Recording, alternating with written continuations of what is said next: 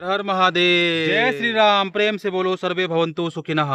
नमस्कार दोस्तों, नेचर और लड्डू के साथ मैं आपका स्वागत करता हूं आज के ब्लॉग नंबर 11। और आज निर्जला एकादशी है और निर्जला एकादशी पर क्या करते हैं, बिना जल पिए व्रत रखना होता है। और पूरे वर्ष की एकादशी में से इसका जो महत्व है वो पूरे वर्ष की एकादशी ना करके एक ये निर्जल एकादशी का अगर आप उपवास कर लेते हैं, व्रत कर लेते हैं, तो आपकी मनोकामना सारे पूर्ण हो जाती है। लेकिन एक वैज्ञानिक सवाल मैं आपसे पूछना चाहता हूँ। क्या है वो वैज्ञानिक सवाल? हमारा जो शरीर है, हमारा शरीर 70% जल से बना हुआ है। 70% जल से बना हुआ है और पंच तत्वों से हमारा शरीर बना हुआ है। 70% जल से बना हुआ है और हम रखेंगे निर्जला एकादशी का उपवास।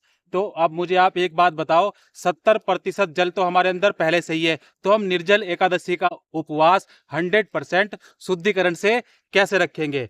और अगर रख सकते हैं तो मुझे कमेंट में अपनी राय जरूर दीजिएगा। मेरे मन में सवाल था तो मैंने आपसे पूछ लिया। अब मैं जल पान करूंगा, जल ग्रहण करूंगा और फिर उसके बाद मैं आपको बताऊंगा जल का क्या महत्व होता है, जल का क्या क्या महत्व होते हैं। जल हर महादेव, ये गंगा जल है, पवित्र जल है और इससे मैं अपने कंठ को क्या करूंगा, अपने कंठ का शुद्धिकरण करूंगा। और उससे होगा क्या, कंठ के शुद्धिकरण करने से क्या होगा, वाणी का शुद्धिकरण होगा और वाणी की शुद्धिकरण करना बहुत आवश्यक है। जय श्री राम। हर हर महादेव। शिव शंभु करोति सब संभव, बल बुद्धि विद्या देहु मोहि, हरहु कलेश विकार।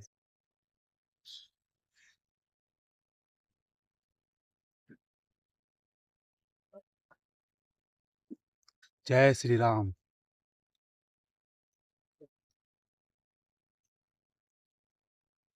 सर्वे भवन्तु सुखिनः।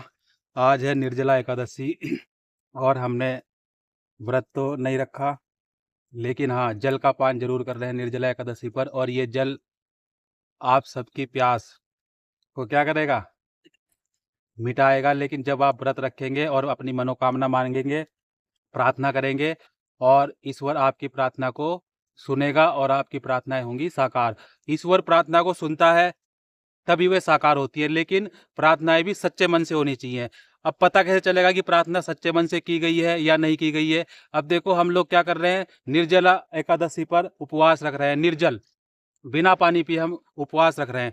तो आप मुझे एक बात बताओ, लेकिन हम मन में छल कपट, झूठ, ये सब रख रहे हैं, तो क्या निर्जला एकादशी का व्रत रखने से, निर्जल व्रत रहने से, निर्जल उपवास रहने से क्या हमारी मनोकामना पूर्ण होगी? तो ये जो है उपवास का शुद्धिकरण नहीं होगा, जहां तक मुझे लगता है। आपका विचार क्या कहता है, आपके विचार क्या कहते हैं, आप कमेंट बॉक्स में जरूर बता सकते हैं। लेकिन जल की मैं आपको एक महत्वपूर्ण बात जरूर बताना चाहूंगा। इस जल की एक महत्वपूर्ण बात क्या है? देखो, जल क्या है, H2O क्या बनते हैं, जल बनाते हैं, जल H2O।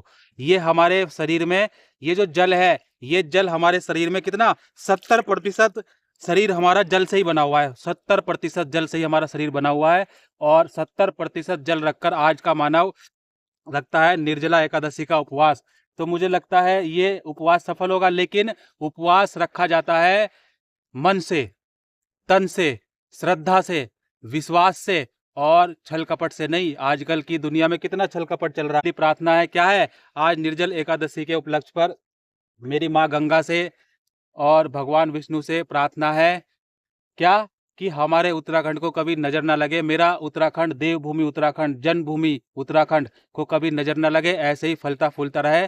सर्वे भवन्तु सुखिनः। आज के ब्लॉग में इतना ही, मिलते हैं अगले ब्लॉग में। तब तक के लिए राम राम, जय हिंद, जय श्री राम। खुश रहिए, आबाद रहिए और किसी को बर्बाद करने की कोशिश मत कीजिए। मैं ये कह रहा हूँ, आजकल की जो कलयुगी महिलाएं हैं उनसे मेरा हाथ जोड़ के निवेदन है कि इस समाज में, अगर ईश्वर ने आपको जन्म दिया है, मानव जन्म हमें मिला है, इस समाज में रहते हुए मानव उत्पत्ति हमारी हुई है, तो ईश्वर ने किसी विशेष कार्य के लिए भेजा है। उस विशेष कार्य को पहचानिए कि ईश्वर ने आपको क्यों इस धरती पर भेजा है, क्यों भेजा है इस धरती पर ईश्वर ने आपको। वो आप अपनी क्षमता को पहचानिए अपने अंतर मन से। और वो होगा किससे, वो होगा ध्यान से, योग से, प्राणायाम से, बल से, बुद्धि से।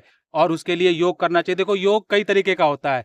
योग में हम, शारीरिक योग भी होता है, ध्यान योग भी होता है, हठ योग भी होता है। और हमारे ग्रंथों में, प्राचीन ग्रंथों में, धार्मिक ग्रंथों में, सनातनी ग्रंथों में योग का कई प्रकार से जो है उल्लेख किया गया है, कई प्रकार से बताया गया है।